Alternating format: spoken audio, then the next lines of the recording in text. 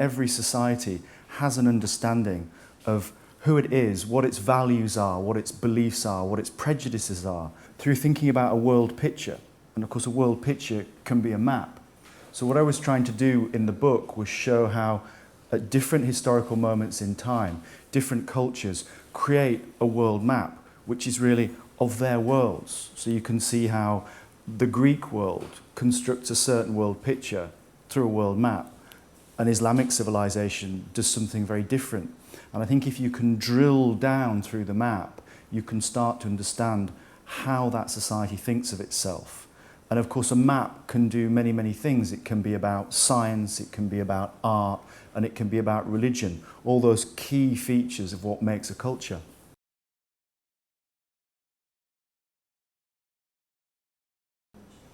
I think that through time, maps have gone through massive transformations, often around the way in which they're made. So again, what I was interested in with the book is talking about the fact that maps have gone from being carved in stone. So the first maps that we have are what are called petroglyphs, which are prehistoric maps pecked out, marked out through very, very primitive instruments, making the marks that we see as maps. And those are from thousands of years ago. Now, of course, they've evolved through various different kinds of medium. I talk in the book about clay tablets from the Babylonian world. The Greeks drew their maps and the Egyptians drew them on papyrus. Of course, one of the eras that interests me is the Renaissance period in the 15th, 16th century, when their maps go into print. So wood blocks and engravings start to be the way in which artists and scientists draw their maps. And of course, we're now moving from an age where paper maps seem to be in decline because they're going online. So maps have gone from paper to pixels in digital online mapping. So there's been a huge evolution, and also how we understand maps. I think in the book I talk about the way in which the idea of a map as getting you from one place to the other, being a very scientific, objective thing, is actually very, very recent. It's only really since the 17th or 18th century that we've seen maps being like this.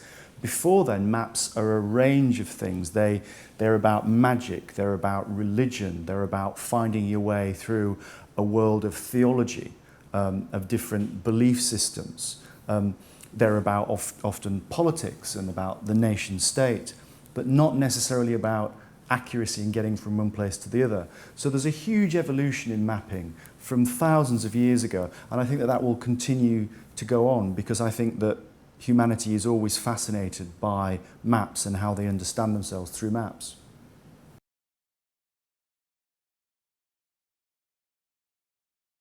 I'm always skeptical about the idea that the current online maps are absolutely objective, completely accurate, and totally transparent.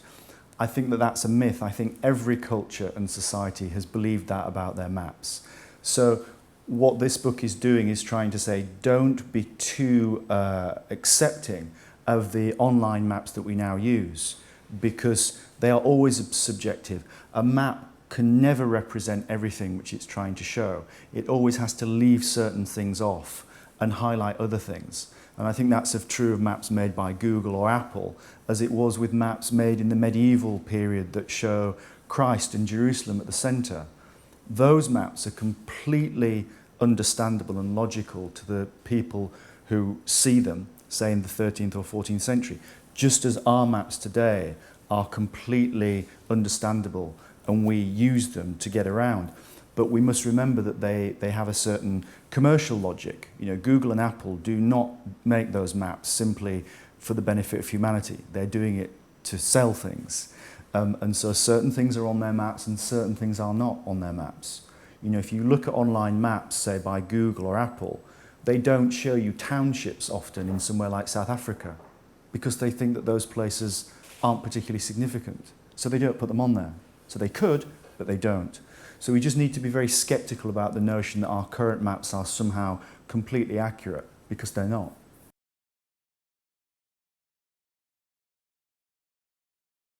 There's such a long history to the way in which maps really appear. I mean, we only start to talk about the idea of a map, a mapper, really in the late medieval Renaissance period. So the mapper, obviously from Latin, which of course just literally means a napkin, a piece of cloth. From then, we still don't get map makers calling themselves map makers or geographers until much more recently. So in the Renaissance, most people who draw maps call themselves cosmographers. They believe and they are trying to understand the totality of the world, both the earth and the heavens above, and the afterlife.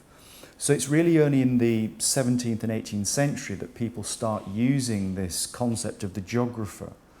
And only until the 19th century does it become defined as a science with this word cartography, the science of carte, from the French, le carte, the map. So it's a very, very recent discipline. Geography itself only becomes an academic discipline that's taught at universities in the 19th century, even the early 20th century in Great Britain.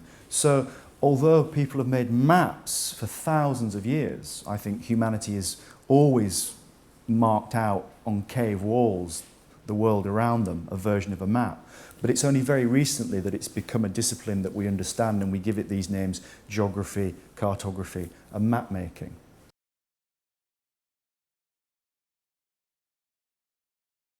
I think probably my favourite map, which is an extraordinary, very strange map, is by a Portuguese map maker called Diego Ribeiro. And he's a 16th century cosmographer, but he's also a pilot, he's a navigator. And in the 1520s, when Magellan comes back from circumnavigating the globe, Ribeiro makes this extraordinary map. It's now in the Vatican in Rome. And Ribeiro turns sides. He's working for the Portuguese, but he goes to work for the Spanish, for King Charles V. And Charles V is claiming, after Magellan returns from his circumnavigation of the globe, that he owns all the Spice Islands in the East Indies. And Ribeiro creates this beautiful map in 1529 of the whole world. But in it, he deliberately puts the Moluccas in the Spanish half of the globe. So the Portuguese claim one half, the Spanish claim the other. They put a line down the Atlantic and they say everything to the west belongs to the Spanish, everything to the east belongs to the Portuguese. And what Ribeiro does in a brilliant piece of political geography is he just puts the Moluccas Islands into the Spanish half. And you look at the map and it looks absolutely beautiful, but what you can't see is that he's pulled a brilliant con trick, which survives for hundreds of years because people believe that this is quite accurate. And it's always been a map that I've come back to because it's both about the beauty of maps. It's just an exquisitely drawn, beautiful map. But it's also about the politics and the commercial skullduggery and machinations that always come with all kinds of maps.